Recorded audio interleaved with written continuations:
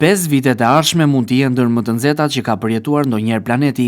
Paralajmërimi vjen nga Organizata Botërore Meteorologjike, e cila parashikon se temperaturat globale gjatë periudhës 2026 deri në 2030 do të vazhdojnë të rriten dhe mund të arrijnë nivele rekord. Sipas raportit, temperatura mesatare globale mund të jetë deri në 1.9 gradë Celsius më e lartë krahasuar me periudhën paraindustriale.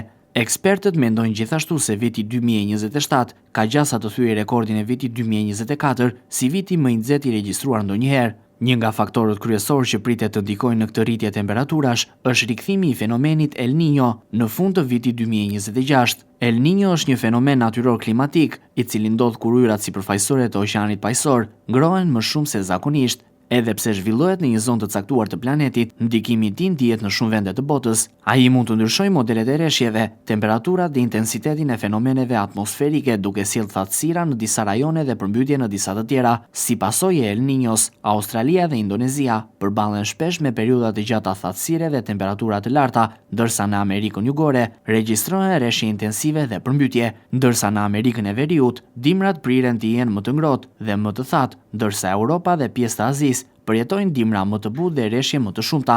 Raporti i Organizatës Botërore të Meteorologjisë është bazuar në parashikimet e 13 institucioneve meteorologjike nga e gjithë bota dhe tregon se ndikimi i ndryshimeve klimatike po bëhet gjithnjë më i dukshëm. Sipas ekspertëve, kombinimi i ngrohjes globale me fenomenin El Niño mund të sjellë valë të forta të nxehtit, thatësira, zjarre, rreshje ekstreme si dhe përmbytje në shumë rajone gjatë viteve të ardhshme. Fenomeni El Niño zakonisht zgjatet edhe 9 deri në 12 muaj dhe më pas pasohet nga La Niña, faza e kundërt e këtij cikli klimatik, e cila shoqërohet me ftoje të ujrave oqeanike dhe ndryshime të tjera në kushtet e motit në nivel global.